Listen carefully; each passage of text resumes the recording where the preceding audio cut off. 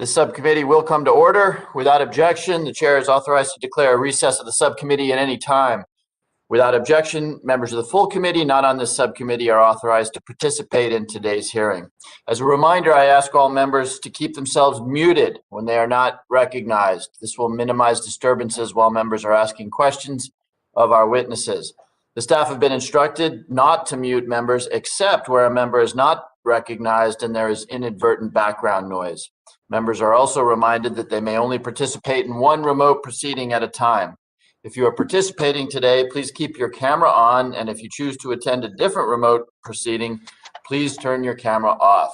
If members wish to be recognized during the hearing, please identify yourself by name to facilitate recognition. This hearing is entitled Dollars Against Democracy, Domestic Terrorist Financing in the Aftermath of the Insurrection. I now recognize myself for 4 minutes to give an opening statement. As we heard from Merrick Garland during his confirmation hearing earlier this week, the country faces a, quote, more dangerous period in the wake of January 6th than we did after the Oklahoma City bombing, the single deadliest act of domestic terrorism in American history. This threat is real, and it is therefore incumbent on all of us on the subcommittee to look at the ways that these extremist groups fund not only their violent activities, but their recruitment and radicalization efforts as well. In the wake of the attacks of September 11th, we recast the entire federal government and worked feverishly to defund terrorist streams. To effectively disrupt domestic extremist groups, we need to better understand their financing. In today's hearing, I want us to focus on 3 important areas. First, is to better understand how these groups are raising money. Unlike ISIS, for example, these organizations are not pyramid-shaped where funding comes from a handful of easily disruptible areas. An online fundraising drive for a legitimate charity and one that helps support an extremist group can look very similar. Some extremist groups are eschewing the traditional banking sector in favor of cryptocurrency, avoiding our traditional methods of disrupting extremist financing. Second is to give serious thought to where our efforts on disruption are best spent. Terrorist attacks rely on their asymmetrical nature to be effective. Many of the domestic terrorist attacks in recent memory have been self-funded. The bomb constructed by Timothy McVeigh cost less than $5,000. However, recruitment and radicalization efforts are often more resource and time intensive. Targeting these efforts may provide an avenue for preventing future attacks. Third, we need to conscientiously be mindful of the civil liberties concerns at play here. Unlike international extremist groups, law enforcement is constrained by the Constitution when dealing with domestic extremists. Balancing the desire to give law enforcement the tools necessary to disrupt these groups with the need to respect the rights of all Americans and the Constitution to which we have all pledged an oath is essential. I'll quickly note, in the spirit of my opening statement in the subcommittee's first hearing, that this hearing is not about whataboutism or both sidesism. The topic is domestic terrorism, and it must be divorced from any specific ideology. While we all lived through a brutal event on January 6th, undertaken by right-wing extremists, no location on the political spectrum has a monopoly on extremism or violence. Focusing on one group to score political points doesn't do anything to help us solve the very real problem at hand, and a problem that could get worse over time, as January 6th demonstrated to so many groups that they could, in fact, make the news and be effective in their dark ways. Finally, I'd like to thank our panel of witnesses whose expertise and experience in their respective fields is unparalleled. I sincerely appreciate your assistance in tackling this difficult issue. The chair now recognizes the ranking member for 5 minutes for an opening statement. I thank the chairman. Appreciate you holding this hearing and for your opening statement. And I appreciate the witnesses lending their expertise today. I know this is a topic that touches all members on this subcommittee and across the Capitol, for the events that transpired on January 6th arrested all of us deeply. While we've discussed domestic terrorism financing in the past, this meeting will hit closer to home from the previous ones. I look forward to the constructive dialogue on this topic as a way to bring both sides of the aisle closer together. The majority has taken the decision to convene this hearing in the aftermath of the horrific destruction and mayhem of January 6th. All of us are saddened and outraged by the actions of those involved in the evil and devastating act. All of us condemn the rioters' destruction and malice towards the peaceful conduct of the business of democracy here in the People's House. But I would be remiss if I didn't note that extremist events like this have been caused by both the far left and the far right all across our country. Even this week in Senate testimony, we're learning important details about the premeditation of the attack and the weakness in the Capitol security planning and preparation. To honor the rank and file men and women of law enforcement, I've sponsored a resolution with my good friend, Representative Ed Perlmutter, to celebrate the bravery of the Capitol Police, DC Metro, and other law enforcement officers. These men and women protected us with courage, and they should not be overlooked. I'm pleased to report that this resolution has strong bipartisan support with over 133 co-sponsors. It's important to note, though, that this is not the first time that our nation's capital and elected officials have been targeted. I'll spare the committee a long history lesson, but I will mention that prior to the events of January 6th, there have been 6 other attacks on the Capitol involving extremists ranging from white supremacists to anarchists. Most in this room will remember the members of this committee and our colleagues that were attacked during the congressional baseball game practice in 2017, committed by a terrorist fueled by rage against Republicans. Unfortunately, as the chairman said, extremism, both on the radical left and radical right in our country, is not new, and it affects all Americans. It's important that we investigate the funding for such attacks and mitigate extremists' ability to access it. Cutting off funding will inhibit their ability to grow and expand their abilities and scope. We need to craft bipartisan solutions to ensure that violence and hatred that fuel the attacks do not happen again. We must use our existing extensive laws and law enforcement operation and cooperation to identify and prosecute those on the left and right that attempt to use terror and violence. I appreciate the chairman. And in a final comment, I would hope I see our distinguished chair on the call. I would urge our chair when we are in Washington to invite her consideration of an in-person hearing. And with that, Mr. Chair, I yield back the balance of my time. The chair thanks the ranking member for his statement and now recognizes the chairwoman of the full committee, the gentlewoman from California, for 1 minute. Thank you very much, Mr. Chairman. I think this is extraordinarily important. I thank you for holding this hearing.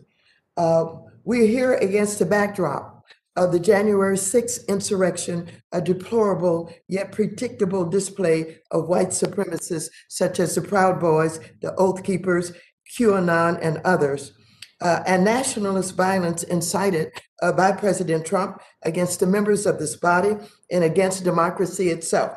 Unfortunately, the violence that we saw on the 6th is not new, but arises from our nation's legacy of violence towards people of color, religious minorities, LGBTQ plus persons, women, and immigrants, from the KKK and lynchings to the terror in Charleston, Charlottesville, Pittsburgh, El Paso, and Escondido, while white supremacists and nationalism are not new threats. But there is hope.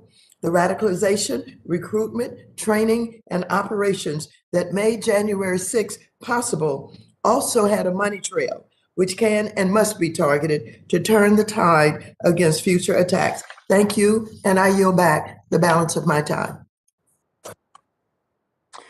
Thank you, Madam Chairwoman. And so we begin by welcoming the testimony of our distinguished witnesses. We have 5 witnesses today. First, Ms. Iman Bukadoum, who is a senior manager at the Leadership Conference on Civil and Human Rights. Second, Ms. Leisha Brooks, who is executive director at the Southern Poverty Law Center. Third, Mr. Daniel Glazer, who is global head of jurisdictional services and head of the Washington, D.C. office of K2 Integrity and senior advisor at the Foundation for the Defense of Democracies and former Assistant Secretary for Terrorist Financing and Financial Crimes at the Department of Treasury. Fourth, Dr. Daniel Rogers, who is co-founder and Chief Technology Officer of the Global Disinformation Index. Fifth, Dr. David Gartenstein-Ross, who is Chief Executive Officer at Valens Global. Witnesses are reminded that your oral testimony will be limited to 5 minutes. You should be able to see a timer on your screen that will indicate how much time you have left, and a chime will go off at the end of your time. I would ask that you be mindful of the timer and quickly wrap up your testimony if you hear the chime, so that we can be respectful of both the witnesses and the committee members' time. Without objection, your written statements will be made part of the record. Ms. Bukadoum, you are now recognized for 5 minutes to give an oral presentation of your testimony. Chairman Himes, Ranking Member Hill, and distinguished members, thank you for holding this timely hearing today. Last month's violent insurrection, heavily fueled by white supremacy and white nationalism, shocked the world. But it didn't shock me. It didn't shock my community or marginalized communities, because we are not new to white nationalist violence. Personally, as a Muslim and Algerian American, I appreciate the opportunity to be heard today as we wrestle with the aftermath of this horrific day.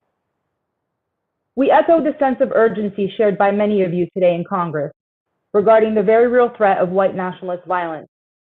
And I would just note that our coalition has been ringing the alarm relating to white nationalist violence for generations. We know, however, that even well-intentioned national security laws are invariably weaponized against Black, brown, and Muslim communities, and that white nationalist violence is not prioritized, making that policy failure the fundamental reason for what transpired on January 6th, not lack of legal authority. For this reason, we oppose any legislation that would create new charges for domestic terrorism or any enhanced or additional criminal penalties. The federal government, including the Treasury Department, has many tools at its disposal to investigate, and also the FBI and DOJ have 50 statutes, at least 50 statutes, and over a dozen criminal statutes, 50 terrorism-related statutes, and over a dozen criminal statutes that they can use. They just need to use them to target white nationalist violence. And of course, we know that white nationalist violence and violence inspired by Muslims or ISIS and Al-Qaeda inspired violence is very differently treated in this country. The over-policing of charitable giving by Muslims, for example, in my community, which is a core part of my faith, has led to the effective forfeiting of our First Amendment rights. The failure to prioritize white nationalist crimes and the over-policing of innocuous financial transactions by mosques or those originating from the Middle East or people with Middle Eastern names has taken attention away from the clear and present threat of white nationalist violence percolating all around us. And countless innocent people, particularly in the Muslim community, as I said, have effectively lost their right to perform religious duties for decades.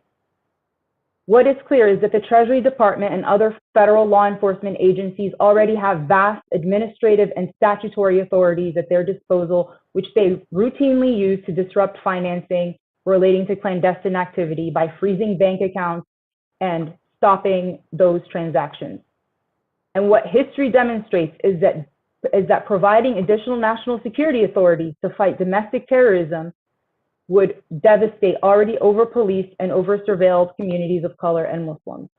I'd like to sum up with a few recommendations. First, the Jabara Hire No Hate Act is an important piece of legislation that must be passed. It centers communities and it would help with information sharing relating to hate crimes and would allow the Treasury Department to trace financial ties to white nationalist violence.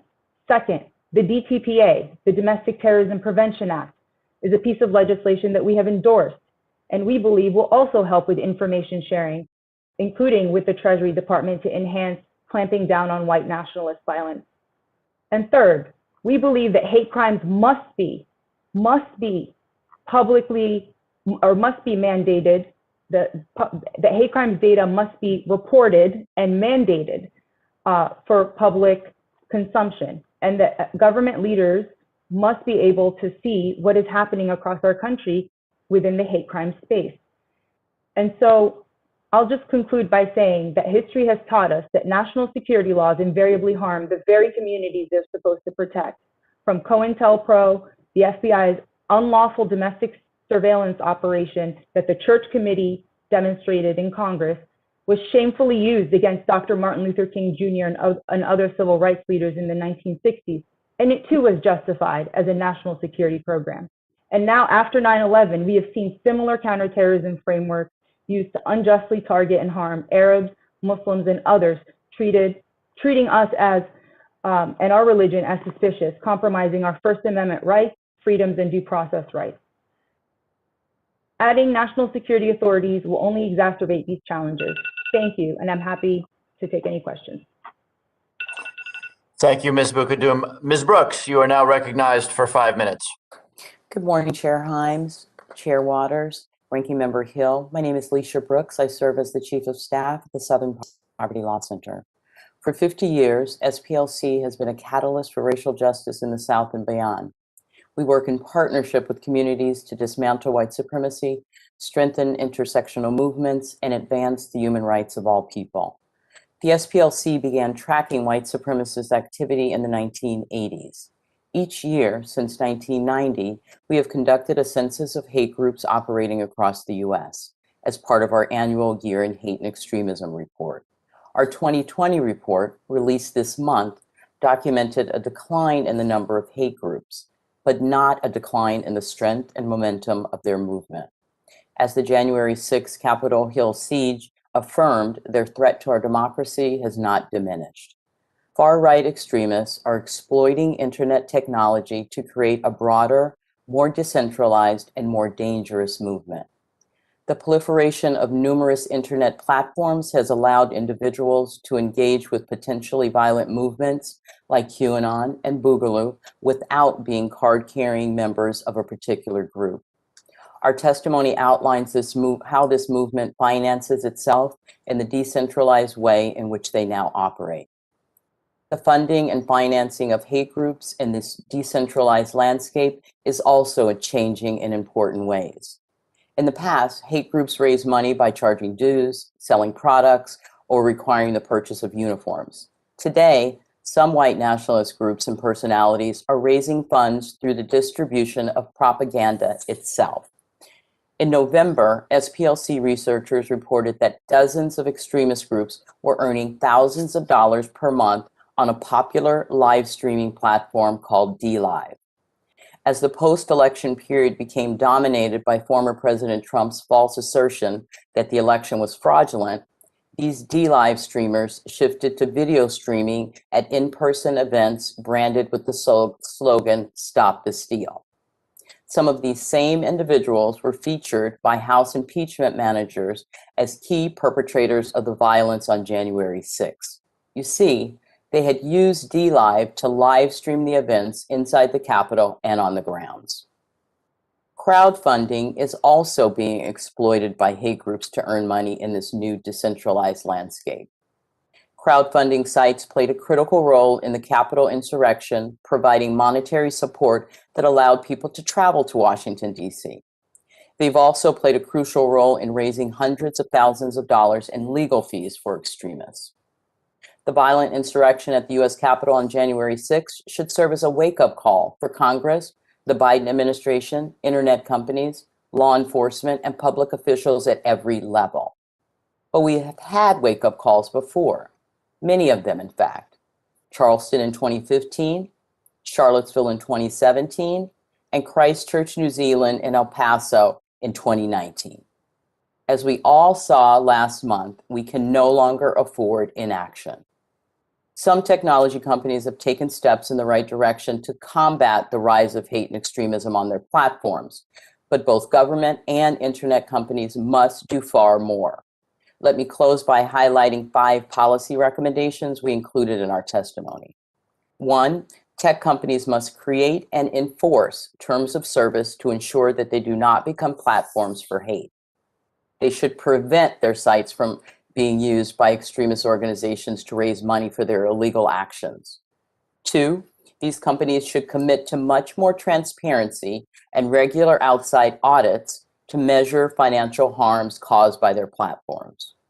3, Congress should prioritize the funding of programs for research into technologies that can be used to detect and prevent online financial harms while preserving human rights. 4, Congress should reject legislation to create a new federal criminal domestic terrorism statute. If passed as prologue, such a statute could be used to expand racial profiling or even be wielded to surveil and investigate communities of color and political opponents in the name of national security. Finally, we should make concerted efforts across government to improve federal hate crime data collection, training, and prevention. Data drives policy. We cannot address hate violence unless we measure it properly. Thank you for holding this important hearing. The SPLC looks forward to working with you as you continue to focus your urgent attention on this important issue. Thank you, Ms. Brooks. Mr. Glazer, you are now recognized for 5 minutes. Thank you, Chairman Hines, Ranking Member Hill, and distinguished members of the subcommittee. Thank you for the opportunity to appear before you today to talk about how the U.S. government can employ similar tools and strategies against white nationalists and other domestic terrorist groups as it has employed against global jihadist groups over the past 2 decades. This is a personal issue for me. During my time at the Treasury Department, I fought to cut off funding to terrorist groups such as Al-Qaeda, the Islamic State, and Hezbollah. As a Deputy Assistant Secretary in the Bush administration, and eventually as the Assistant Secretary for Terrorist Financing in the Obama administration, my primary responsibility was to lead the design and implementation of strategies to attack the financial networks of these groups and other threats to our country's national security. And while we should never let down our guard with respect to those still potent terrorist organizations, it has become tragically clear that there are domestic extremist groups that in some ways present an even greater threat to our ideals and our democracy. We have the responsibility to target those groups with the same determination, creativity, and sense of purpose that we displayed in the years following 9/11. To be sure, counter-illicit finance strategies are not silver bullets, and there are practical and constitutional limitations to domestic action that do not arise in the global context. But any comprehensive response to a national security threat must include a strategic financial component. It is my hope and expectation that the new leadership at the Treasury Department will turn its attention to precisely that challenge. From the outset, I must be clear that the purpose of a counter-illicit finance strategy is not to replace the traditional law enforcement tools, which will remain the foundation of any domestic effort. Supplementing those efforts, a counter-illicit finance strategy should seek to hinder the ability of extremist groups to use the financial system, to mask their identities, and to raise and move funds. The first step must be to understand the typologies and methods by which such groups raise and move funds and to map out their financial networks. This first step should be followed by 2 general categories of actions. First, offense, undermining the financial networks that support these groups, and second, defense, taking systemic action within the financial system to make it less vulnerable to abuse by these groups. It is sometimes stated that extremist groups are less vulnerable to financial measures because of their informal and decentralized structure. I believe that this is a hypothesis that has yet to be tested. Any group that engages in organized activity needs to raise and move funds, and when those activities extend nationwide or globally, it only increases such groups' reliance on the financial system. The U.S. government should undertake a comprehensive effort to understand how these extremist groups are accessing the financial system and to the extent possible to map their financial networks. Once the financial networks and activities of the extremist groups are better understood, the U.S. government should consider the application of targeted financial measures. The U.S. currently has all the authority it needs to apply targeted financial sanctions against foreign extremist groups, and it began to do so last spring with the designation of the Russian imperial movement. Unfortunately, the U.S. has yet to target additional foreign groups, and in contrast to previous campaigns against jihadist groups, Treasury has not followed up the initial Russian imperial movement designation with a financial pressure campaign involving waves of sanctions seeking to dismantle facilitation network. I encourage the U.S. government to pursue such a campaign as a priority matter. Practical and constitutional constraints give the US government far less ability to apply targeted financial measures against domestic groups. Congress should consider legislation allowing for sanctions-like authorities to protect the US financial system from abuse by domestic extremist groups. Such authorities will need to be tailored to ensure that the government complies with constitutional requirements, including First Amendment restrictions on how groups are targeted and due process restrictions on how such measures are applied. One consideration could be to forego the asset freezes usually associated with sanctions in favor of some more limited measures. There are also measures that the US government can take today to make the US financial system less vulnerable to abuse by extremist groups. The United States has a robust anti-money laundering and counter-terrorist financing regime, but it can always be fine-tuned and adjusted to address new vulnerabilities, including those presented by domestic extremist groups. The potential measures in Treasury's toolbox include the issuance of guidance to financial institutions on financial typologies, methodologies, and red flags, the establishment of public-private partnerships, the use of information sharing authorities, and the use of geographic targeting orders. Taken together, these measures will strengthen the ability of financial institutions to identify, report, and impede the financial activity of domestic extremist groups, and will ensure that the US financial system is a hostile environment for these groups. Thank you again for the opportunity to testify, and I look forward to answering your questions. Thank you, Mr. Glazer. Dr. Rogers, you are now recognized for 5 minutes.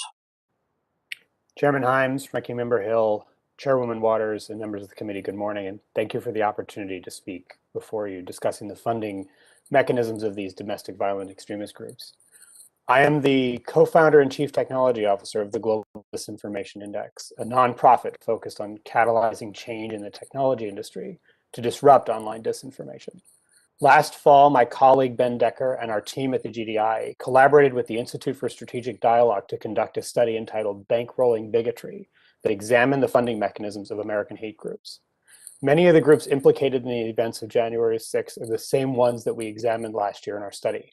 This is why I sit before you today to discuss a little bit about what we learned about how technology and payments companies enable groups like those that participated in the insurrection to operate.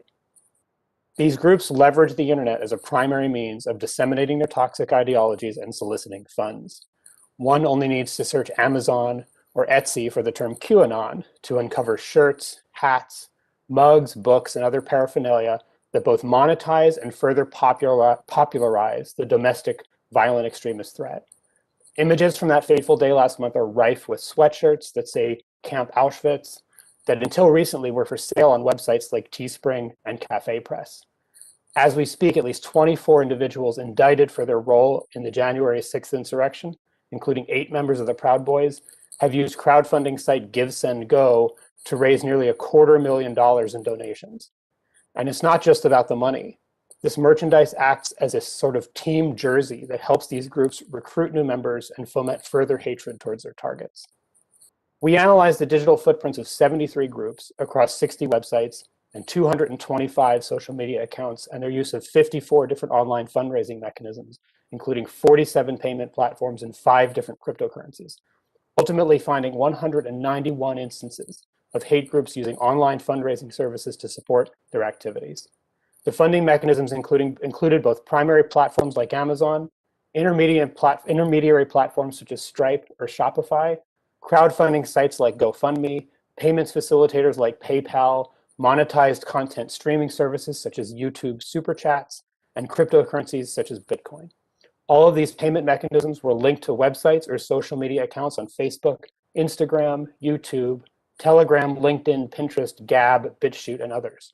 The sheer number of companies I just mentioned is the first clue to the scale and the scope of the problem.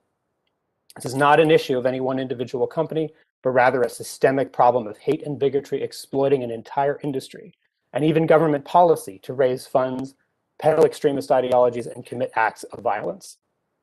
A number of conclusions stood out to us in performing this work. For starters, over half of the platforms we identified already have explicit policies against hate and extremism that are simply not enforced. We also found that a large fraction of the groups we studied have approved tax-exempt status with the IRS. A full 100% of anti-Muslim groups, 75% of anti-immigrant groups, and 70% of anti-LGBTQ groups have 501c3 or 501c4 status. Over 1/3 of the militia groups we identified, including the Oath Keepers, whose leadership was recently indicted on charges related to January 6th, have tax-exempt status. This status gives them access to a whole spectrum of charity fundraising tools, from Facebook donations to Amazon Smile, to the point where the most common fundraising platform we identified across all of our data was Charity Navigator. These platforms are reticent, to say the least, to make unilateral decisions that go against IRS determinations. The problems of hate groups of exploiting the tax code goes back decades and stems from a combination of lack of resources at IRS to properly enforce compliance, as well as long-standing efforts by some to exploit the charity rules for political and now extremist purposes. But the issue has become more urgent in the wake of January 6th. In the days leading up to the insurrection, the Oath Keepers founder, Stuart Rhodes, appeared on a podcast and solicited charitable donations to the Oath Keepers Educational Fund. It can only be presumed that these funds, which listeners were notably able to deduct from their federal taxes, went to transporting and lodging members of the group slated to participate in the ensuing riots. Private industry must also step up and do more. Since the publication of our report last October, we've documented at least 17 actions taken by platforms against the groups we've enumerated. For example, 4 of the 6 payment mechanisms routing funds to the Oath Keepers have been blocked. Amazon has even removed from Amazon Smile, but 17 actions out of 200 instances we observed speaks to the rampant way the problem has been allowed to persist. In fact, while most platforms have removed the Oath Keepers, payment facilitator RallyPay still to this day services the group's fundraising needs and has shown no signs of responding to public pressure to stop. More must be done. Industry-wide standards must be set, and enforcement across both the public and private sector must be stepped up. Chairman Himes, Ranking Member Hill, Chairwoman Waters, and members of the committee, thank you for your time, and I welcome your questions. Thank you, Mr. Glazer. Thank you, Dr. Rogers. Dr. Gartenstein-Ross, you're now recognized for 5 minutes. Domestic violent extremism is today uniquely poised for growth. Opportunities are driven by our information environment, by seemingly intractable global problems that governments appear incapable of addressing, by a nation riven by its differences, by an age where ethics and identity are in constant flux. Chairman Himes, Ranking Member Hill, Chairwoman Waters, and distinguished members of the subcommittee, on behalf of Violence Global, it's an honor to appear before you today. I think it's obvious how the backdrop I describe represents an attractive recruiting environment for any extremist group. This panel's consensus is that white supremacist extremism, or WSE, is the most pressing present threat. This is not just the panelists' opinion. Multiple US government assessments validate this view, as do relevant statistics. But white supremacist extremism is not the only concern in the domestic violent extremist, or DVE, space. In addition to documenting relevant WSE threat actors, my written testimony details street violence, assaults, arson, and intimidation employed by another militant stream. There has been a general rise in extremism. The opening remarks of the chairman and ranking member rightly emphasize that we are living through a dynamic, multifaceted ecosystem of extremism. Our divisions could plunge the US into serious conflict or even fragmentation. Scholars have discussed reciprocal radicalization, where opposite extremes strengthen both sides and give average people a reason to drift toward extremes. Reciprocal radicalization shows that power and success of groups aligned with one extremist ideology fuel ostensibly opposing groups. Though different forms of extremism can thrive off of one another, society suffers. Our policies must be appropriate to this environment. Any policies to combat DVE should be narrowly targeted and rights protective. Unfairly targeting only one ideology or seeking to criminalize constitutionally protected behaviors may push the country into deepening conflict. So what can be done? First, the US government should consider designating additional WSE groups as terrorist organizations. I single out WSE groups here because of the level of transnationalism in the movement, which is a prerequisite for designation under current law.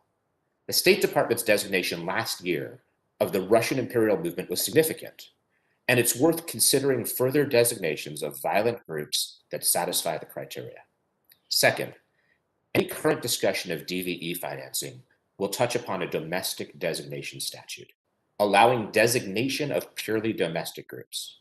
This is the most direct way of addressing DVE groups' financing, potentially criminalizing the act of funding them and letting authorities clamp down on their assets. Yet such a statute would be fraught with civil liberties concerns. Any such statute must be viewpoint neutral, with designations corresponding to the threat groups pose, not to the ideas that they espouse. The statute must be clear about predicate acts that could result in designation, and the threshold for designation should be relatively high. Third, we should more rigorously map relevant DVE groups and their finances. The current consensus among DVE experts is that these groups are relatively fluid and devoid of organizational hierarchy. This may be so, but there's a tendency for experts to see groups as disorganized or non-hierarchical when they have a hidden structure, something to which Mr. Glazer's testimony alluded. Our current understanding of DVE group structure and funds may be incomplete, and in the digital age, fluid structures can quickly morph into more concrete ones. Further research may present further policy options. Finally, the US government should devote resources to better understanding reciprocal radicalization and a related phenomenon, fringe fluidity, the transition of an individual or group from one extremist ideological stream to another. Better understanding these dynamics would afford us a better understanding of how violent extremists interact with each other. In conclusion, this hearing refers to the events of January 6th as an insurrection. Anybody who has been in an insurgency or a civil war situation knows that it's essential to reduce the potential pool from which militant factions can draw. Everyone who is a part of this hearing, members of Congress, experts, media, spectators, should understand that we are all a part of this story. Our work is not to score partisan points, but to make this democracy more resilient to the challenges it confronts. With the divisions we have, with today's unprecedented ability to mobilize for good or ill, we need to reduce the number of people who might try to impose their will on the rest of us by force. Thank you. Thank you, Dr. Gartenstein-Ross. We now come to the member question portion of the hearing. I thank all of the witnesses for that comprehensive testimony and now recognize myself for 5 minutes of questions. One thing that struck me, we heard 5 excellent witnesses.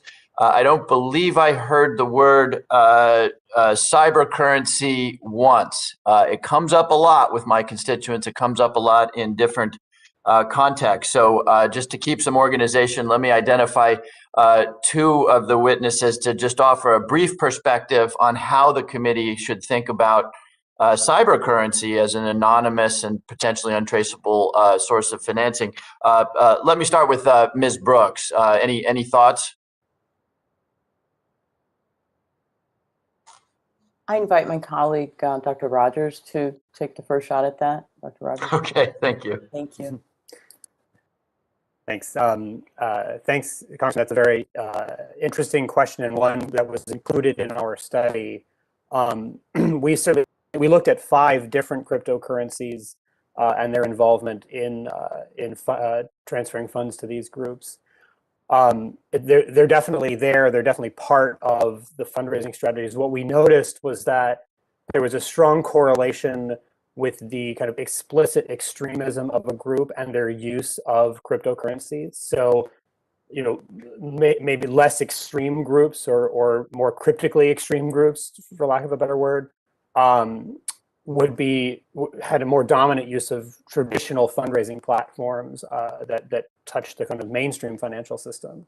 And what would happen is, as they were deplatformed off of those tools, those sites, they would migrate into the use of increasingly kind of anonymized cryptocurrencies. I should also point out that cryptocurrencies, I like to call them pseudonymous, not necessarily anonymous. And you know, there are efforts and ways to track transactions. The challenge being attributing, say, a particular cryptocurrency wallet to a particular actor. But we definitely saw use of cryptocurrencies generally by the most extreme groups that we studied. Thank you. Thank you, Dr. Rogers. I do have one other question, but let me invite if any of the other witnesses have a different or additional perspective on cryptocurrencies. Let me just invite anybody who wants to chime in. If I could chime in, Mr. Chairman. Yes, please. This is Danny Glazer talking. With respect to cryptocurrencies, I think it's important to remember that if you want to be able to use a cryptocurrency in the real economy to any scale, at some point does need to be converted into actual fiat currency, into dollars. That's the place where the Treasury Department does regulate cryptocurrencies, and cryptocurrency exchanges are regarded as money service businesses. They have full customer due diligence requirements. They have full money laundering program requirements. They have reporting requirements. The U.S. Treasury Department just last month issued a proposed rule relating to unhosted wallets of cryptocurrencies, and that's out for notice for notice and comment right now. It addresses the particular issue of wallets that are not hosted on a particular exchange, and I think it's an important rule that's out there, and I do encourage people to take a look at it. The comment period closes in May, and then hopefully Treasury will be able to take regulatory action to close that particular vulnerability. Thank you, Mr. Glazer. I actually have an additional question for you, and I don't have a lot of time. One of the things that struck me about the testimony is that there weren't really calls for additional statute, in fact, additional law. In fact, two of our witnesses urged us to avoid it. Mr. Glazer, you though suggested something new that I'd like to give you maybe 30 seconds, the 42 seconds I have left to elaborate on. You said you were hopeful for sanctions-like authorities against domestic actors. You did nod to constitutional and civil liberties concerns, but give us another 30 seconds on exactly what you mean, and perhaps most importantly, what sort of Fourth Amendment overlay should accompany such authority? Well, thank you for the question. The fact is that the Treasury Department really does not have a lot of authority to go after purely domestic groups in the way that it goes after global terrorist organizations. It simply doesn't have that authority. You could imagine an authority that does allow for the designation of domestic organizations. It would have to take into account constitutional restrictions. When you read a lot of the court decisions, there's concerns relating to notice. Those concerns could be addressed in a statute. There's concerns that a lot of the scrutiny is heightened because sanctions are usually accompanied with asset freezes. But you could imagine sanctions that don't involve asset freezes, that involve transaction bans, that involve regulatory type of requirements that you see in Section 311 of the Patriot Act. So there's a variety of ways that both the due process standards could be raised from what we see in the global context, and Thank you, Mr. Glazer. I hate to cut you off, but I've got to be a little disciplined on time. Let me encourage you. I'm very interested in that. Let me encourage you, if you want to submit additional testimony, to do so. And before I recognize the ranking member, it was not startling. It was interesting to me that there were apparently no strong dissenting views on the concept of additional legislation. So if the witnesses have additional thoughts on that, the chairman would certainly welcome that in written form. And with that, the chair now recognizes the distinguished ranking member for 5 minutes for questions. Thanks, Chairman Himes. Excellent panel, really superb presentations and very informative. In looking at the draft legislation that the majority noticed with this hearing, one bill stuck out to me, and I think it's a good follow-up from your most recent exchange. It seeks to amend Title 31 to require the Secretary of the Treasury to establish a program to allow designated employees of financial institutions to access classified information related to terrorism, sedition, and insurrection. Now, over the past 3 Congresses, we've talked about the concept of a fusion center, not unlike we do in monitoring cyber risk and cyber crimes for this terror finance arena.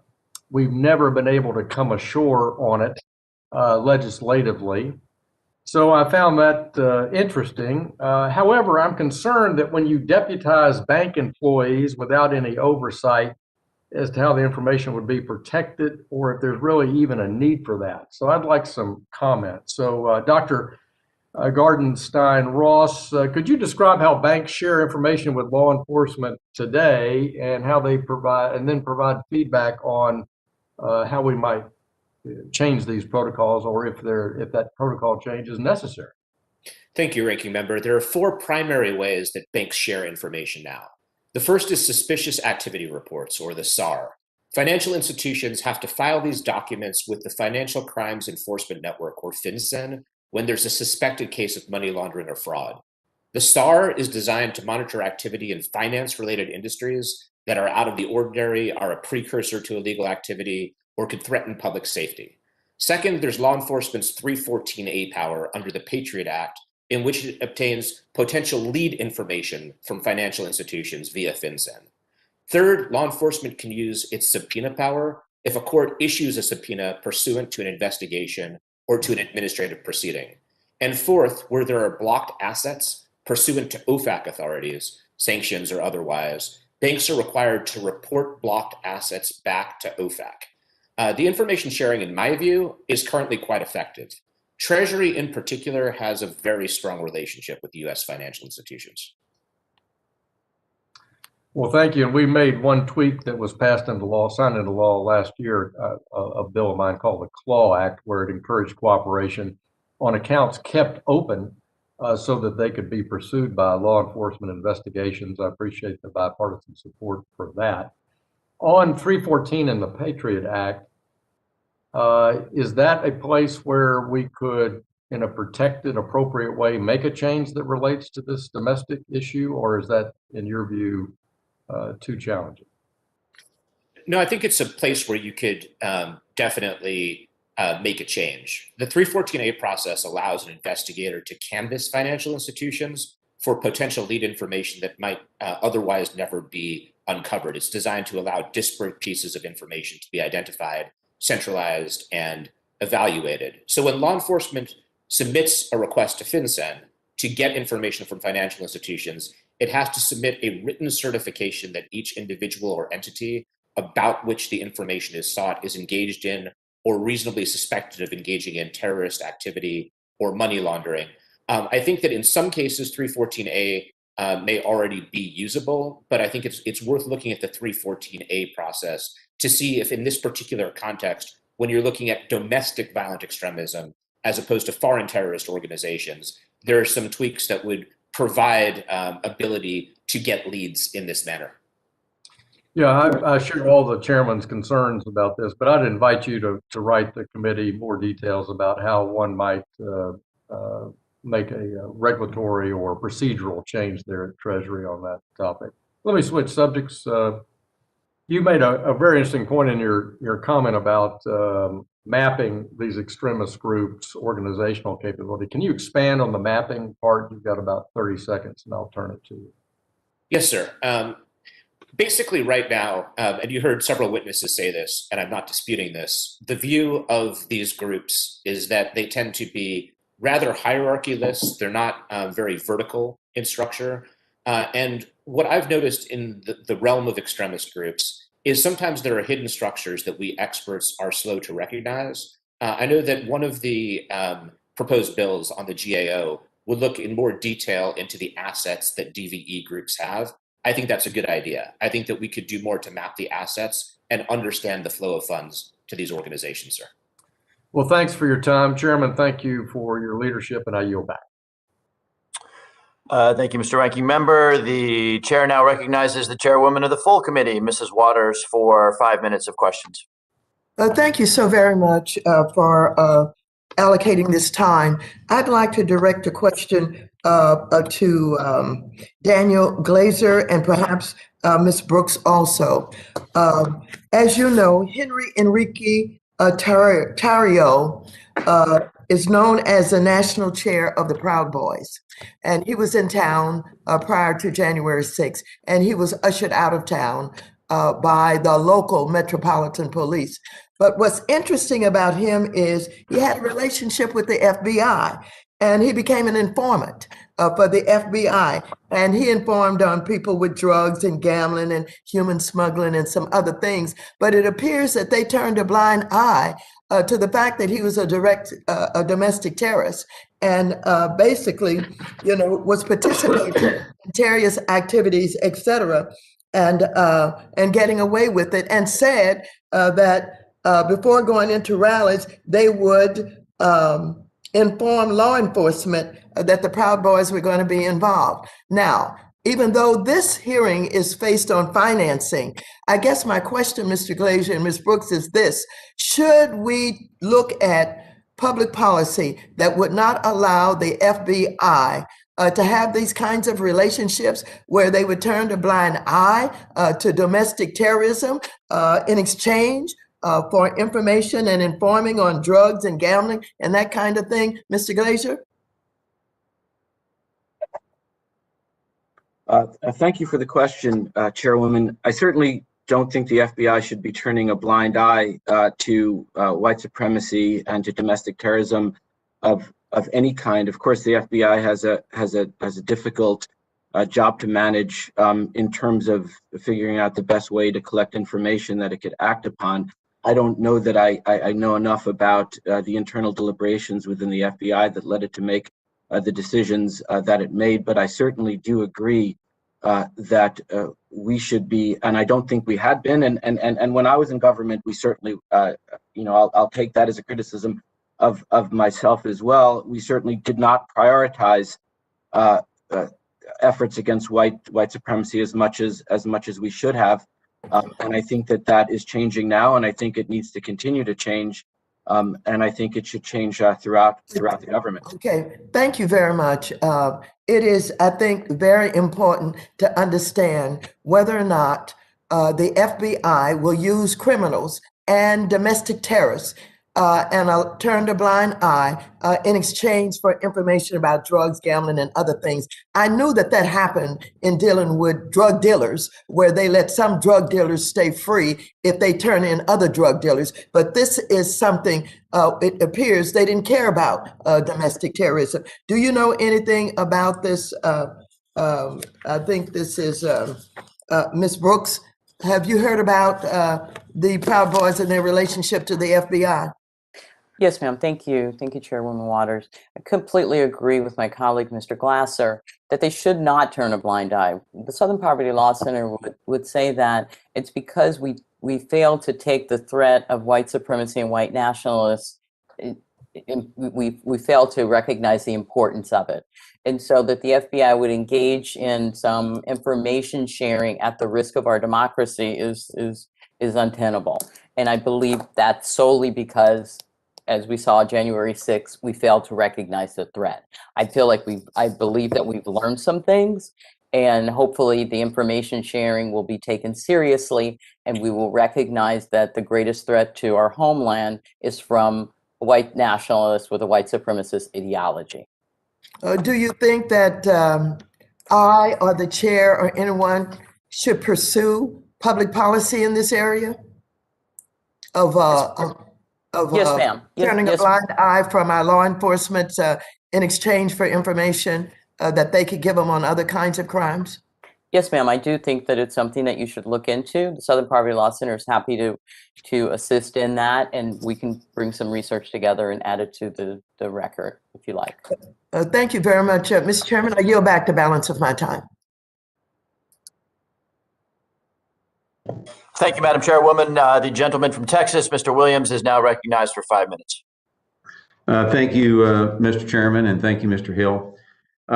Unfortunately, January 6th was the second politically motivated attack that I have been involved in with the past 4 years. As we've talked already this morning, on June 14th, 2017, a crazy Bernie Sanders supporter opened fire on a Republican congressional baseball practice that injured myself, along with 5 other individuals. Because of the heroic actions of the Capitol police officers, Griner and Bailey, and with God being in charge, the only fatality that day was the crazed shooter. Now, this was a politically motivated attack driven by anger and extremism, where signs were posted on social media beforehand. And some of the posts read, "Republicans are the Taliban of the USA," and it is time to destroy Trump and company. Unfortunately, if you went on Twitter or Facebook right now, you would find similar messages from hundreds of people spewing this type of hate.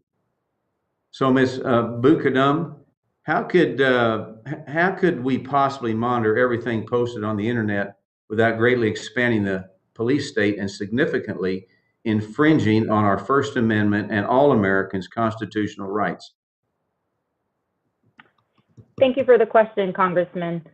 I believe that there was a fundamental breakdown in law enforcement response on January 6th, and also when the attack happened by that Bernie Sanders supporter, because the law enforcement agencies in our country have disproportionately prioritized the wrong things. This is a question of prioritizing. We have not prioritized white nationalist violence. We have not prioritized violence that is motivated by actions. We have prioritized ideology. And that is deeply troubling. And in fact, as you said, Congressman, a violation of the Constitution. And so our position is that we must follow the acts of people. So if there is a threat made by people who, whether it's the Proud Boys or whether it's Bernie Sanders supporters, then law enforcement must follow that. What we've seen is a fixation on a certain type of terrorism that is inspired by so-called Muslim ideology, and that has blindsided us. And unfortunately, we missed a huge attack on January 6th, and many people died, and many people are shocked still. So that's my answer to you. All right. In 2019, the city of San Francisco voted to label the NRA a domestic terrorist organization. In August of 2020, Speaker Pelosi called Republican lawmakers enemies of the state. Now, with people being so quick to judge their political opponents as domestic terrorists, it makes me very uncomfortable with expanding the powers to go after our own citizens. So, Dr. Gartenstein-Ross, what safeguards are in place to make sure that any additional powers granted to the state are not abused for political gain? Thank you, Representative Williams. That's a great question. And I share your concern about people throwing the word terrorist around or over-labeling in this regard. This is why when I emphasized, and to be very clear, I'm not advocating a domestic designation statute. I was simply making the case both for and against it. But for any additional powers that are given to the state, I think what is important is, number one, setting a clear threshold for what designation or what the predicate of a crime would mean.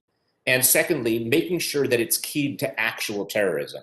One thing we've seen over the course of the past year is that we have an unprecedented ability to mobilize for a variety of causes. Some mobilizations result in violence being inflicted by a variety of actors.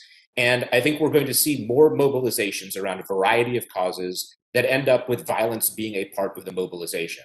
I think we need to understand any powers given to the state against that context and against the context that you emphasize, that there are a variety of groups, a variety of individuals who increasingly see their opponents as evil and harming them as something which naturally flows from their very binary worldview. Okay. Throughout the COVID-19 pandemic, I've been very concerned about having our kids out of school and learning remotely. The social skills that our children learn through interacting with other people their age cannot be replicated over a computer and never will be. We've always already seen reports of increased mental health issues, depression, and suicides as a result of the COVID-19 lockdown. So, Dr. Rogers, can you talk about the role that isolation and mental health play in radicalizing individuals to carry out these horrible attacks? The gentleman's time has expired, so the witness sadly will have to provide that statement as an amendment to the witness's testimony. Just for clarity, the chair, since we're getting started on these hearings, the chair will allow the witnesses the courtesy to finish an answer that they have begun before the timer goes off, just as a matter of courtesy and good transmission of information. But that courteousness will begin to be revoked 15 or so seconds into the after the timer. And so with that, the gentleman from New Jersey, Mr. Gottheimer, is recognized for 5 minutes. Thank you, Mr. Chairman, and Chairwoman Waters and Ranking Member Hill. Thank you very much for calling together this important hearing, and to all of our witnesses for being here today. I proposed bipartisan legislation called the FASTER Act, featured in today's hearing. This bill will help law enforcement to freeze the assets of domestic terrorists facing federal charges for insurrection and seditious conspiracy, like those who stormed the Capitol, but also like ISIS-inspired lone wolf terrorists and others of that ilk. Mr. Glazer, given your experience in the private sector and as the former Assistant Secretary for Terrorist Financing and Financial Crimes, you know that for foreign terrorist organizations, the threshold for asset seizure is low. Given what transpired at the Capitol, do you believe that law enforcement could make use of greater authorities in certain cases for domestic extremism, such as insurrection or seditious conspiracy? Thank you for the question, Congressman. And to be clear, I think we need to make a distinction between seizure and forfeiture on the one hand and freezing assets on the other hand. The standard for seizing and forfeiting assets under any circumstance is the same under a criminal or civil forfeiture. It's relatively lower with respect to freezing assets for foreign organizations, and I think and as I was saying. When I talk about a domestic terrorist financing authority, I'm talking about the application of sanctions like authority in that case, but it doesn't necessarily have to involve a freeze. But to answer your question with respect to your legislation, I do think it addresses a lot of concerns with respect to immobilizing assets quickly. It is linked to the criminal justice system. It is not linked to more traditional terrorist financing type of activity that the Treasury Department would be involved in. I guess my question is whether or not an asset forfeiture count within an indictment would serve a similar purpose. But I do certainly applaud your effort to ensure that assets relating to insurrection are quickly immobilized, and it seems to me that's what the statute is trying to do. Thank you, sir. And just to follow up, do you believe that the current financial intelligence system we have in place is effective in providing the proper data to law enforcement to combat the financing of these attacks? I think that our anti-money laundering counter-terrorist financing system does generate an enormous amount of information for the government to analyze and then use. I think there are ways that could be improved. Public-private partnerships are very important. David talked about the use of 314, both A and B, to transfer information. And I think there are maybe tweaks we could make to the suspicious activity reporting that would provide even not necessarily more information, but better information.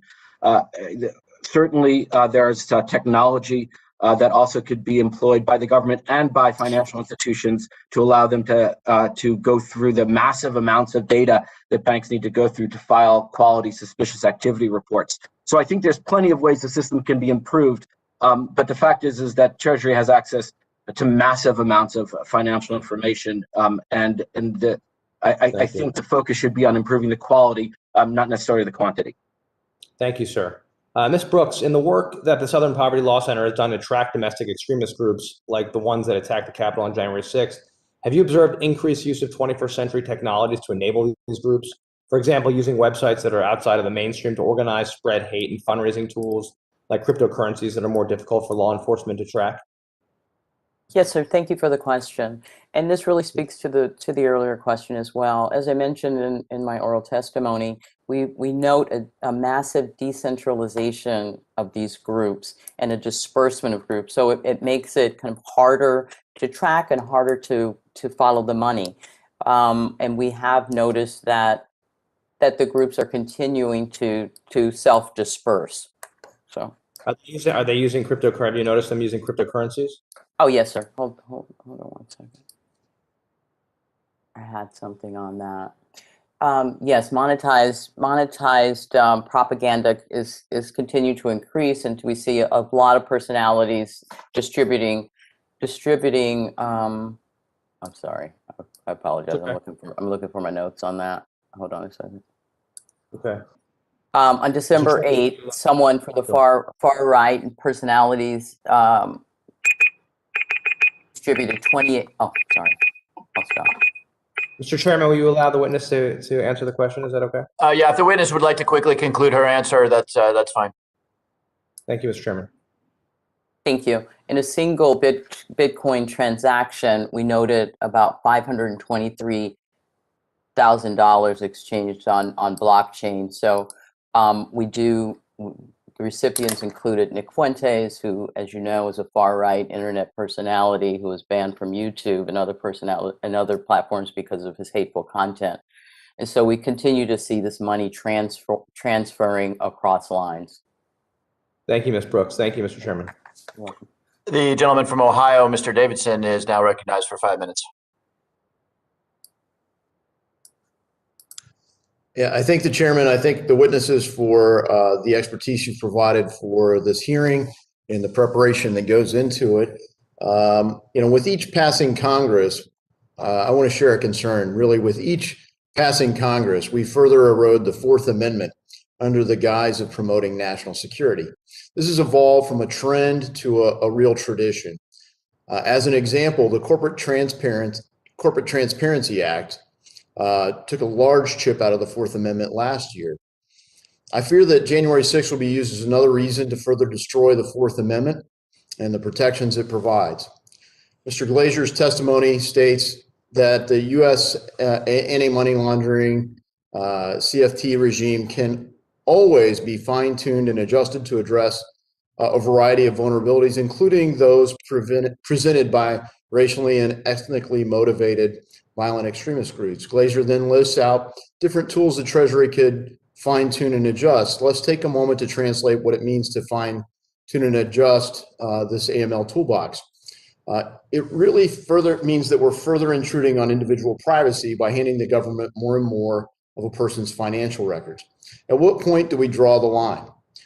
January 6th cannot and should not be used to destroy our right to privacy even further. And frankly, I was encouraged by Ms. Brooks' notion that we should resist the temptation to further empower the federal government because it's been abused. And frankly, it's been abused heavily towards minority groups in the past.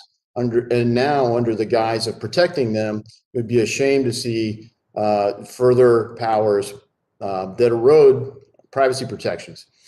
So I urge my colleagues to speak up on this topic and the narrative that really attacks the Fourth Amendment right to privacy. Mr. Glazier, in your testimony, you said that the government should consider legislation to protect the U.S. financial system from being abused by domestic terrorists. You acknowledge that the legislation would have to be tailored to comply with the Constitution, specifically the First Amendment, but you really don't make mention of the Fourth Amendment anywhere. My question is, what constitutes an unreasonable search of an American citizen?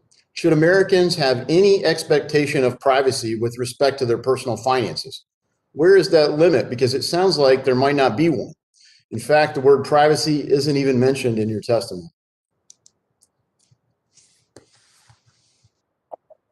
Thank you for the question, Congressman. In my testimony, I did make reference to constitutional due process requirements. I didn't specifically mention the Fourth Amendment, but of course, the Fourth Amendment is where many of those constitutional due process requirements are contained. So it certainly wasn't my intention to imply that the Fourth Amendment shouldn't be, we shouldn't ensure that the Fourth Amendment protections adhere.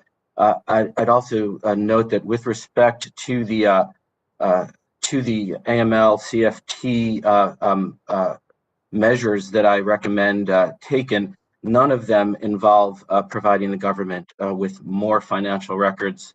Yeah, I appreciate that. I do get that. And look, you've served in a very important post, one of the most important in our government, for that matter, in my view, in terms of overseeing this part of Treasury, which is really vital for our national security. And I think it's relevant to Chairman Himes to be holding the hearing on the topic. So the tension is just so incredibly important. I guess the core question is, do you believe that Americans should have an expectation of privacy with respect to their personal finances?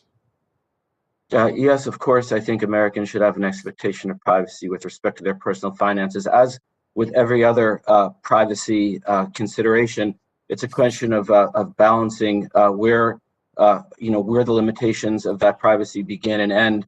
And I think it's certainly possible, and I think we do so every day, to respect people's privacy on the one hand, but also give the government the tools it needs to protect its citizens from other threats.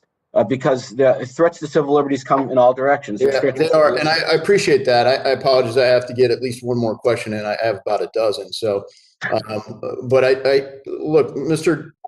Garstein Ross, according to the LexisNexis report last fall, the scope of AML is huge. So my question is, should we double down on a static AML system in an ever-evolving industry that's growing compliance costs? Or should we try to overhaul it? There was a really good BuzzFeed article last year that talked about the problems where the biggest banks, frankly, are the biggest money launderers. How do we address that? The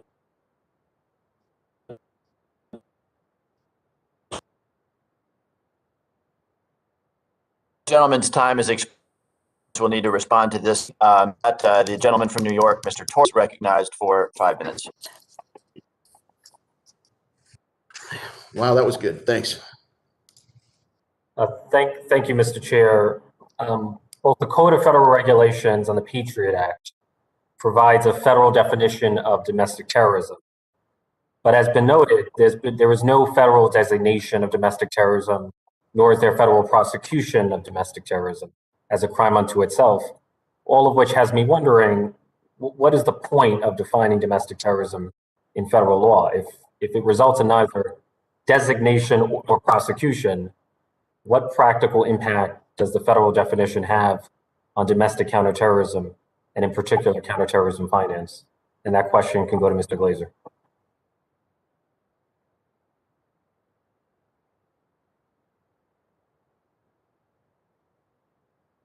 Mr. Glazer?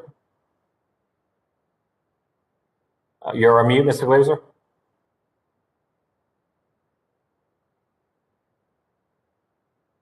Hello?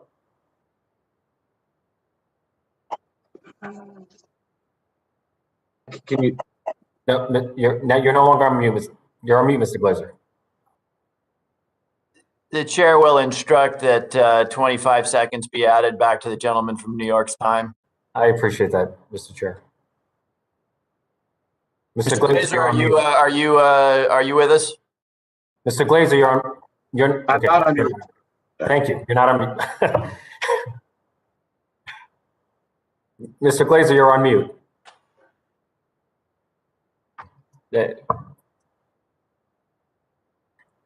Is there anyone else on the panel who can address this question?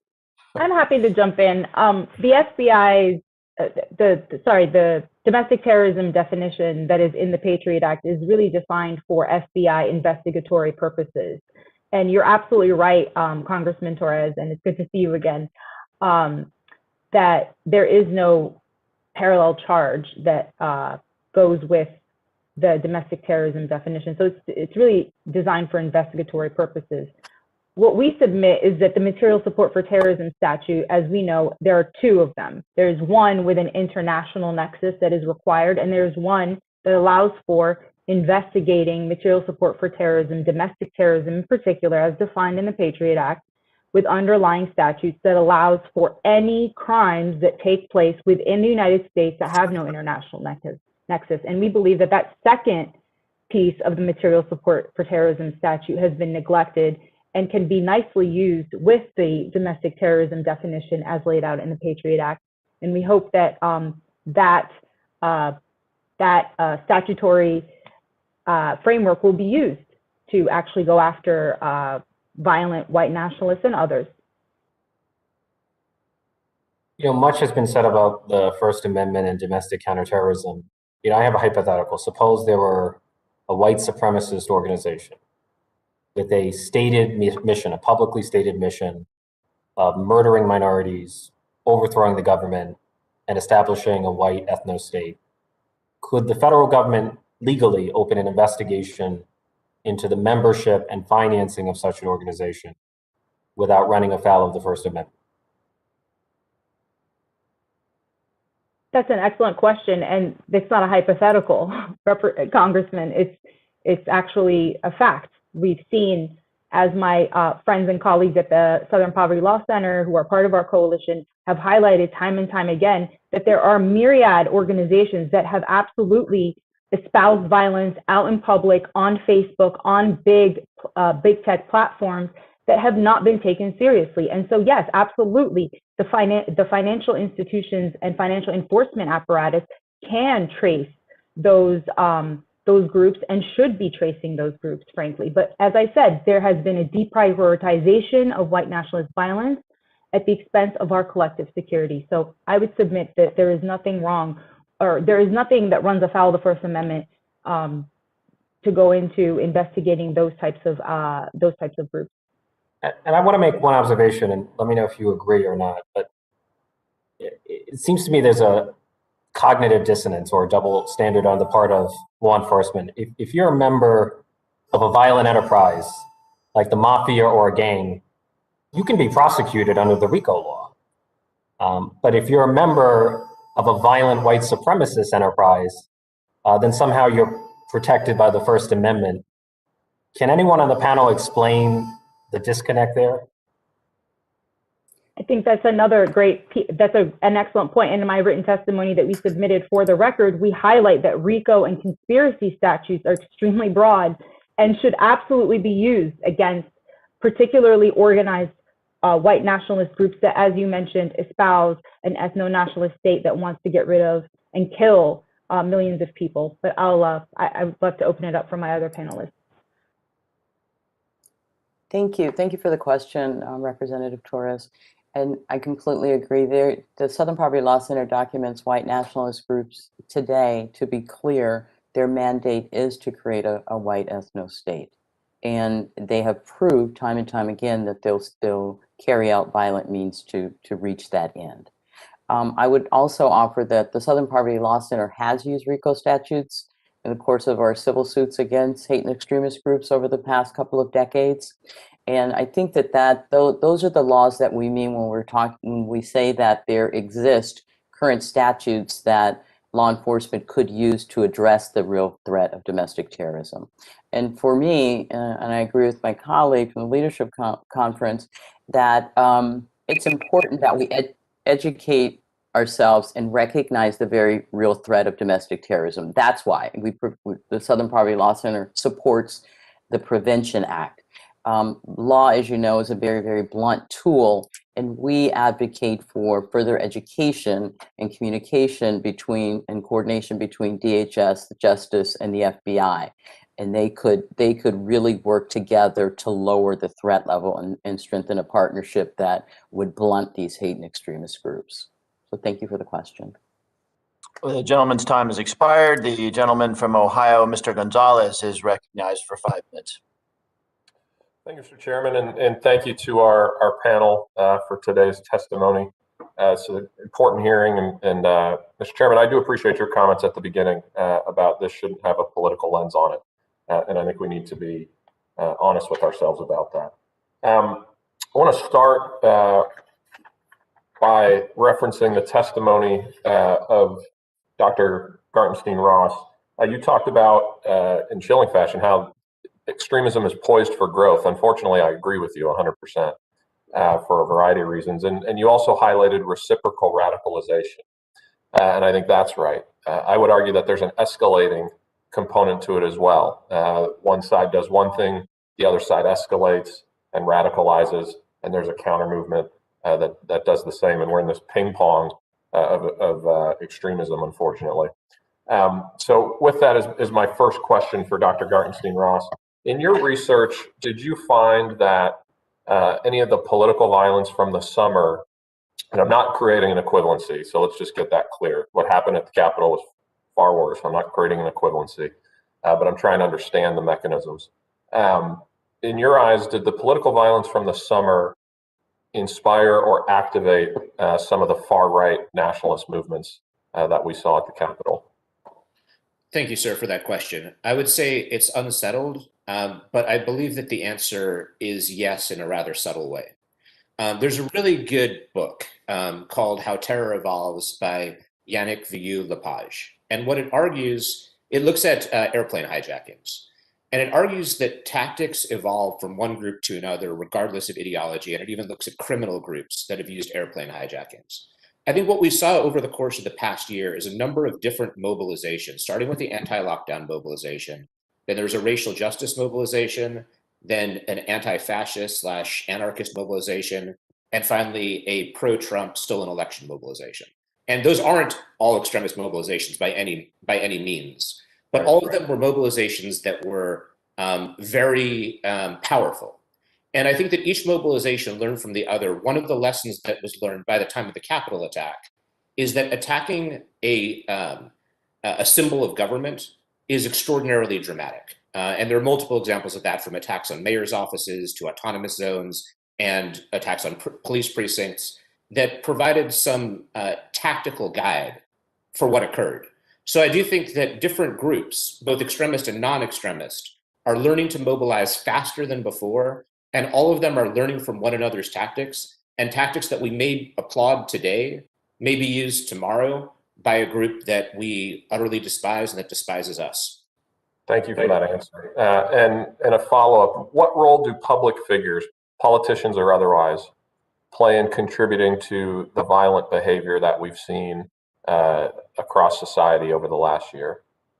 And how can we be better leaders? This is where I want you to lecture us and tell us how we have failed the American people. So go for it. So I love the question. And look, we are in an extraordinarily polarized environment where even the slightest differences of point of view can lead to recrimination, fear, calls for people to be fired, different labels being thrust upon other people. I think now is a time for political leaders to show wisdom.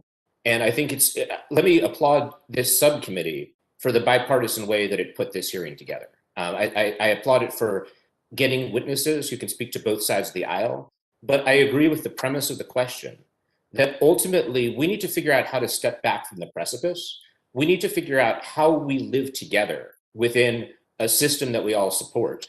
We need to figure out how the fact that the person next to us disagrees on some issues doesn't cause us to think of that person in a binary way as being evil or beneath us or someone who's our enemy. We're struggling with that. And part of it is politicians. Part of it is the systems of communication that we have. It's a complex, multifaceted problem. But the question you ask, sir, is the exact right question. And politicians have often been a part of the problem. Thank you. And with my final 30 seconds, I'm going to share a brief story. So I voted for impeachment, as most of y'all know, and I'm a Republican. So I've been the subject of threats in two different instances in the last year, one from the left, one from the right. And I will tell you, my personal opinion is if this body and some of us on this committee don't start acting more responsibly, what happened in January is only the beginning. And that's up to us. That requires real leadership. And so I thank you for your answer, and I hope we'll heed those lessons. The gentleman's time has expired. The gentleman from Massachusetts, Mr. Lynch, is recognized for 5 minutes. Hello, Mr. Chairman. Can Mr. Glazer hear me now? Is he back on or no? Okay. Can he speak? I don't want to ask him questions if he can't speak. Can you hear me? I can, yeah. Okay, so you're back Fantastic. on. All right. Well, Mr. Chairman, first I want to congratulate you on your chairmanship. I am proud and happy to be a member of this subcommittee. And thanks for putting this hearing together. Congratulations to the ranking member as well. I want to talk about cryptocurrencies a little bit.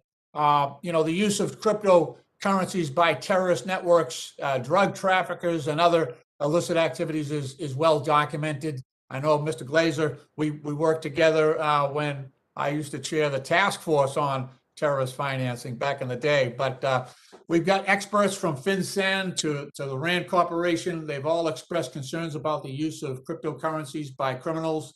And we do have some examples that haven't been mentioned here. One example is the far right group, the white supremacist platform, the Daily Stormer. They actually solicit donations from users by cryptocurrency. They use Monero, but there've been high-profile, high-value Bitcoin transfers to a number of these U.S.-based. These are domestic far-right extremist wallets. So, and a matter of fact, earlier this month, Secretary Yellen stated, she said, and this is a quote, "I see the promise of these new technologies, but I also see the reality."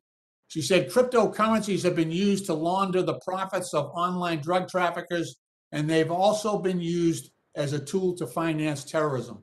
So Mr. Glazer and also Dr. Rogers, I think you could speak to this as well. How does the use of cryptocurrencies, and I chair the task force on fintech, and we're worried about this. We're trying to adopt some of these technologies, but this is one of those double-edged swords, I guess. How does the use of cryptocurrencies affect the ability of law enforcement agencies and research organizations and financial institutions to identify and trace the funding of domestic extremists? Thank you for the question. Take a crack at it. Thank you for the question, Congressman Lynch, and it's good to see you again, and thank you for your leadership on these types of issues over the years. After 9/11, all the focus was on Hawala, and there was this notion that it was some sort of magical, mysterious system that nobody could comprehend, and it was impossible to trace through. And in the end, we found out that really wasn't the case. That it operated based on the same principles as a lot of other financial transfers, and it was just a matter of bringing it into the system in an appropriate way. And I think there's an analogy between that and cryptocurrencies. Cryptocurrencies aren't inherently bad, and in fact, as Secretary Yellen said, they have a lot of useful purposes and could really help on issues such as financial inclusion. That said, they're also subject to abuse. So the challenge is to bring them into the system and regulate them in the appropriate way. I do think that the Treasury Department approaches it the right way through the regulation of exchanges, applying customer due diligence, programmatic requirements, and suspicious activity reporting requirements to the exchanges, which is where the cryptocurrency is ultimately transferred into fiat currency, and where fiat currency is transferred back into the cryptocurrency. Again, I highlight that FinCEN has a rule out right now, a proposed rule related to unhosted wallets, which is a loophole in the system right now, and that is a place where I think people should be focusing. But the fact is that there are some cryptocurrencies out there which try to design themselves along the fault lines of the AML-CFT restrictions. We need to look at those. We need to make sure that those types of cryptocurrencies are banned. But we also need to provide opportunities for the sector to grow in a supervised, regulated way, as I think it is for the most part right now. Wouldn't it require getting rid of the pseudonymous nature where we don't have digital identities? Isn't that the core of the problem? And that's what the users or the advocates of crypto, a lot of them cling to that they want a decentralized, anonymous or pseudonymous system. Is that part of the problem?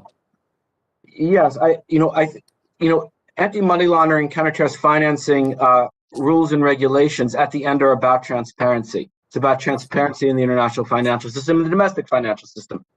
And in certain ironic ways, cryptocurrencies provide enhanced opportunities in certain ways for law enforcement agencies to be able to trace transactions that aren't there in sort of bulk transactions in the private sector. But again, I come back to, you have to figure out where the points of entry are.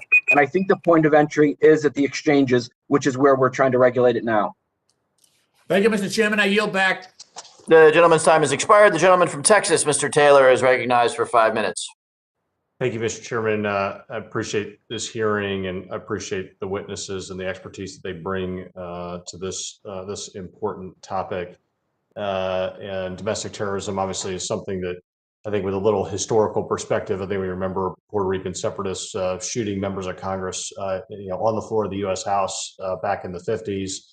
And so this is a long path that we've been going down and trying to fight this. And obviously, I was intrigued, Chairman, by your comments about the domestic terrorism being more difficult because they've got First and Fourth Amendment rights. But I remember my own time as a Marine on the U.S.-Mexican border contending with FISA and Posse Comitatus, dealing with the international component and really the Patriot Act, dealing with that and trying to figure out, well, okay, when does the international stop and the domestic begin, and how do we share data across between the CIA and the FBI, and how is that legal? When is that legal?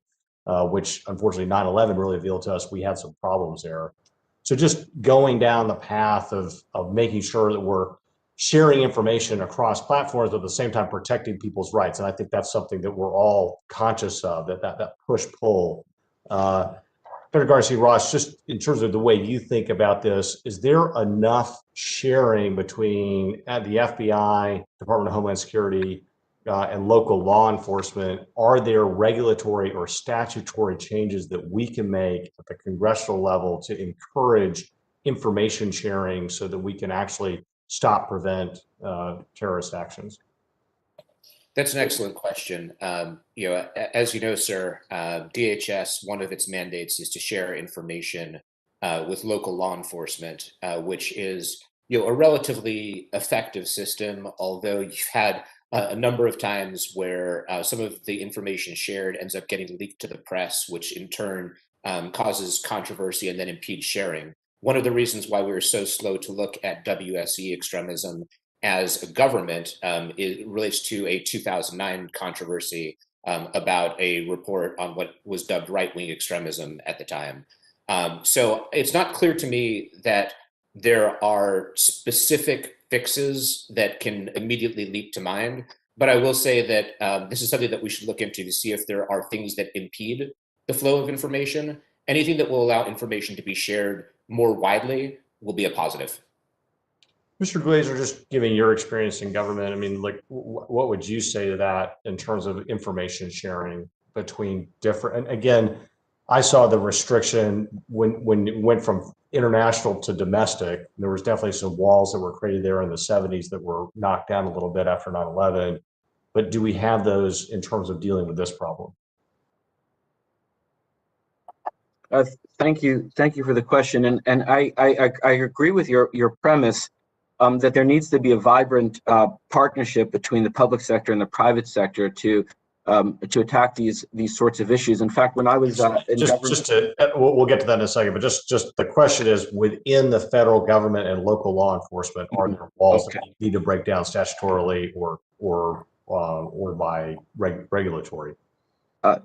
With respect to financial intelligence, I think that there's a very good information sharing between the federal government and the state government. State governments have access to suspicious activity reports.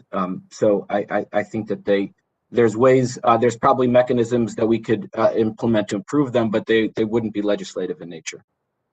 Okay, and then Mr. Bokerdum, just going to, I think this is something you're concerned about, is the role of private companies taking it on themselves to report to the authorities what they perceive to be problematic when they're not required to do it, right? And so I'm thinking recently there's an allegation that Bank of America went in, pulled all the data from their customers, reported that to law enforcement without having a warrant. And that, the essentially Fourth Amendment question, well, should government even be willing to accept data that they don't have the right to get, that the Fourth Amendment precludes them from? And I know I've heard your opening statement leads me to believe that you're concerned about this as well. Absolutely, Congressman. I think that civil liberties have to be protected. And I think that the private sector, Bank of America, big tech have to really make sure that there's a notice requirement that is provided to customers, and also that there is yes, a warrant from the FISA court, even though it is a secret court, but there are mechanisms for making sure that due process and transparency, to the extent possible, are complied with. Thank you, Mr. Chairman. I yield back. The gentleman yields back. The gentlewoman from Pennsylvania, Ms. Dean, is recognized for 5 minutes.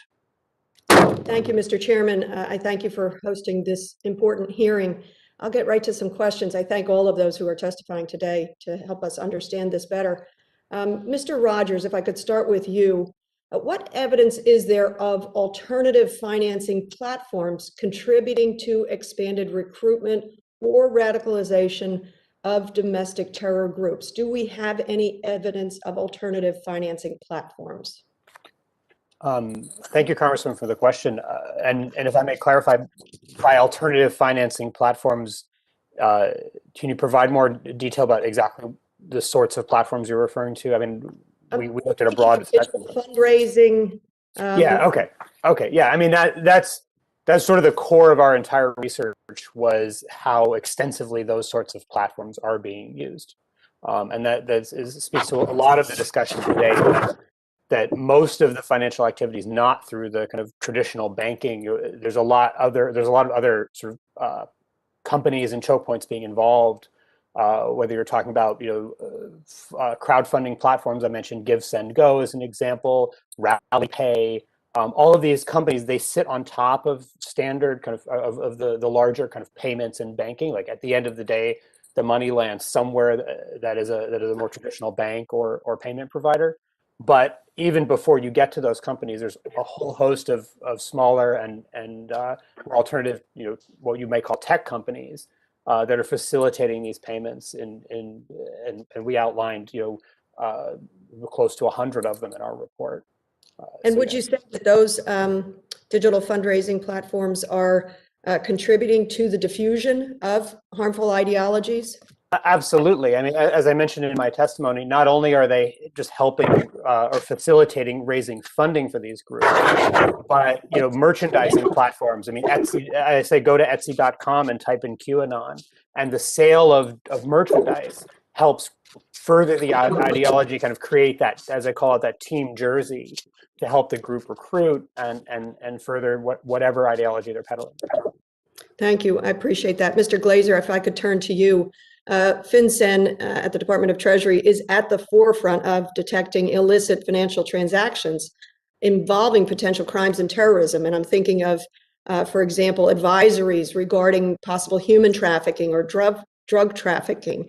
But does FinCEN yet provide this type of guidance related to armed domestic extremists or mass shooters in terms of potential purchase of weapons, amassing of arsenals of guns, or other weapons for attacks? Is there such an advisory alert? I'm thinking about, we're examining communications and gaps in communications. Is there such an advisory around the amassing of weapons?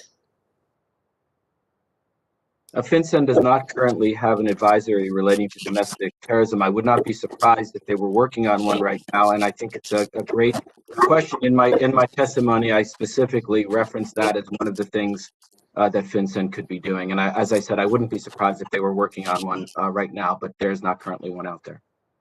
Would the legislation, perhaps you're familiar with it, it was introduced last session by my friend, Representative Wexton. It was entitled Gun Violence Prevention Through Financial Intelligence Act. It was a bill in simplicity that would develop an advisory notification to assist financial institutions in detecting and then reporting suspicious or illegal financial activities around firearms. Do you think that legislation is worthy and would be a step in the right direction? Thank you, Congresswoman. I must admit that I'm not specific legislation. I will say that banks already have the obligation to report suspicious activity to FinCEN, but that there are holes in it relating to illegal activity relating to firearms. I'm sure that's something that should be addressed. Thanks so much. And maybe Ms. Brooks, I'll go for a quick question to you. How can the federal government provide better tools or facilitate coordination, again, about communication with state law enforcement agencies, prosecutors, the federal government? What should we be doing to share information efficiently? Thank you for the question. The Southern Poverty Law Center, of course, supports the Domestic Terrorism Prevention Act because it really is about improving communication and coordinating communication and response across agencies. Of course, it doesn't provide for additional federal criminal enforcement power, but we believe that improved communication and coordination was the big part of the issue on January 6th, so we support that. Just a sharing of information and acting upon that information. Thank you for the question, Representative. Thank you. I yield back. I thank you, Mr. Chairman. Gentleman's time has expired. The gentleman from Illinois, Mr. Garcia, is recognized for 5 minutes. Thank you, Chairman Himes and Ranking Member Hill, of course, for convening this hearing. And thank you to the witnesses for joining us today and sharing your research and knowledge. We know that racism and right-wing extremism have a long history in this country. As an immigrant, I've seen it for most of my life. Donald Trump tapped into that from the very start of his campaign. And what happened here on January 6th is a symptom of something very serious. Like many of you, I was locked down in my office that afternoon. I didn't know whether an armed militia had entered my office building. I didn't know if they were looking for me as a proud immigrant, Mexican-American congressman, but I knew they wanted to stop a Democrat from being elected president. It's easy to say that the people who stormed the Capitol last month represent a small fringe in our politics, but they have allies and friends in high places. A couple of questions. Ms. Brooks, in your testimony, you gave us a good timeline of how racist extremism has connected to party politics. Could you talk a little more about how the radical right entered the mainstream and what we should be worried about moving forward?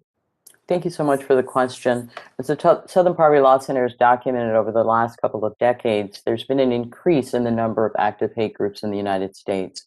We found about 10 years ago, maybe 15 years ago, that increase is directly connected to the shifting demographics within the United States. And so the decrease rather, in the white population serving as a numeric majority has served to create fear and anxiety in the white population. So as we saw with the ascension of President Obama as president, that was a kind of a peak moment and an example, if you will, for whites who were beginning to think that they were being displaced and feeding into a white nationalist trope around the Great Replacement or a white genocide. So we've seen an increase in that rhetoric. What we saw over the last 6 years was an increase in that rhetoric that was echoed from the highest office in the country, from the president. That served to kind of fuel and carry the disinformation, fear, and anxiety to this fever pitch position with which we find ourselves in today. Thank you. Dr. Rogers, you've studied radicalization and terrorism in a number of countries, and your report on bankrolling bigotry mentioned that far-right groups use 501c3 nonprofit status to look legitimate. What role does money in our political system play in fanning the flames of right-wing extremism?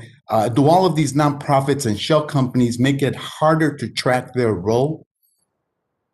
Thank you, Congressman, for the question. I think that, I, for starters, am not an expert on tax-exempt organizations, and I'm certainly happy to point you to ones that I've worked with in the past.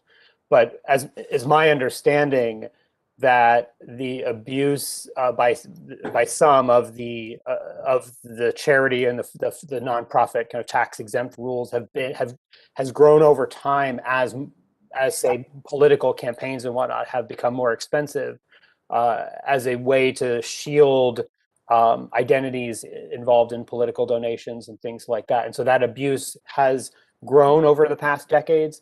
And while at the same time, the resources for enforcing the 501c3 and 501c4 rules, to say, if a group applies as a supposedly educational charity, to enforce that they actually are engaging in educational charitable activities and not, say, secretly a violent militia, the resources that IRS has to fulfill that regulatory compliance role have decreased over time for a whole host of reasons. So one of our recommendations that we've taken from one of our experts is to actually break out that function from IRS. IRS is ultimately a revenue generating organization, and this part of IRS is not by definition revenue generating, so it tends to be kind of ignored.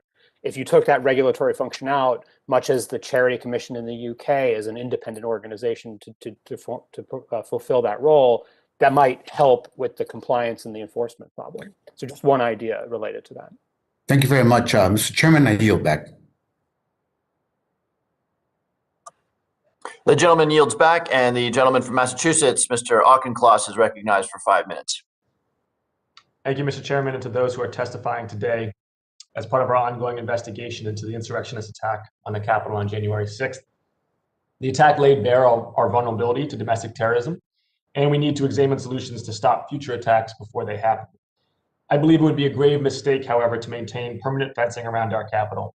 Constituents, advocates, have the right to visit the home of our democracy and speak with their representatives to share their thoughts, agreements, and concerns. We need innovative tools to root out domestic terrorism, protect members, staff, and visitors without turning this building into a fortress surrounded by fences capped with barbed wire. And indeed, we also need to find ways to protect places of worship in my own district without having them have to resort to a military posture as well. And in particular, Jewish places of worship. I represent one of the most densely populated Jewish districts in the country, and I know that my Jewish constituents who go to places of worship are increasingly on edge and increasingly concerned about the threats of domestic terrorism targeted and fueled by anti-Semitism. I wonder if first Ms. Brooks and then Mr. Rogers might speak for 30 seconds to a minute each about the intersection between anti-Semitism and domestic terrorism in this country, and whether they've seen a rise in both intent and actions targeted against Jewish people. Thank you so much for the question. And we don't talk about this enough, but there's a direct link and a connection between white nationalism, white supremacy, and anti-Semitism. It should not be separated at all. There's been an increase in anti-Semitism in this country and globally for the last couple of decades, and people fail to pay attention. We have these major violent events like the Tree of Life Synagogue, like what happened in Escondido, and then we move on, but we're not connecting the dots. We are in this together, and a white supremacist agenda would separate everyone from who they are. So to be clear, we should stand together against white nationalism and anti-Semitism in support of it, and in support of the Jewish population. So thank you for the question. I just want to state for the record how much I agree with standing together. I think the Jewish people, as well as my African-American constituents, know that where there is conspiracy theorizing, where there is extremism, it's just a matter of time before they come for Black Americans and for Jewish Americans. Such has been our history. So thank you for saying that. And Mr. Rogers would welcome your thoughts as well. Thank you, Congressman. And I could not agree more with both your thoughts and Ms. Brooks, your statement on the subject. Another subject that's personally very, I'm passionate about as well. As you say, if history is any guide, hate is hate, and it always comes for people of color and the Jewish community as well. One other point I would add is that in many ways the QAnon conspiracy theory phenomenon is itself a kind of remix, if you will, or a mashup of historically all of the various sort of anti-Semitic Jewish blood libels. The idea of the cabal at the top, et cetera, that if not explicit, very, very thinly veiled version of the same blood libel that's been circulating for 100, if not hundreds of years. And so, yes, I think they go very much hand in hand, whether explicit or not, and I think they are linked, and solidarity is obviously of utmost importance. Mr. Rogers, are there particular actions that you would recommend Congress pursue relative to anti-Semitism and the intersection of anti-Semitism and domestic terrorism in particular, and the spread of disinformation about that? I think there are a number of regulatory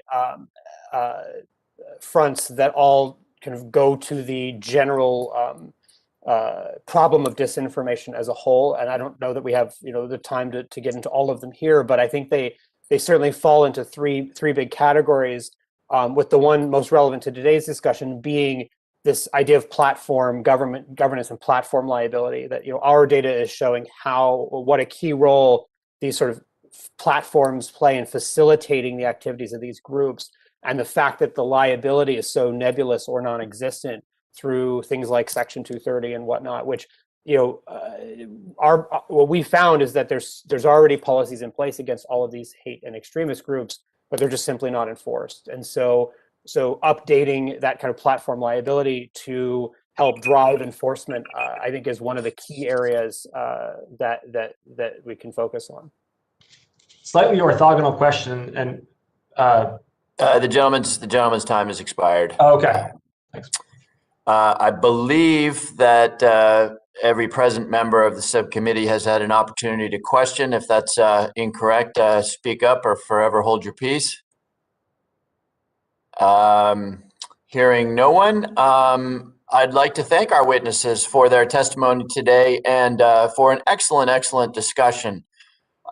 Without objection, all members will have 5 legislative days within which to submit additional written questions for the witnesses to the chair, which will be forwarded to the witnesses for their response. I ask our witnesses to please respond as promptly as you are able, and I noted a couple of questions that sadly were cut off by the timer, and I'll ask the staff to facilitate that. Without objection, all members will have 5 legislative days within which to submit extraneous materials to the chair for inclusion in the record. I remind members that written questions and materials for the record should be submitted to fscdocuments@mail.house.gov. With that, I will thank our excellent witnesses one more time, and the hearing is adjourned.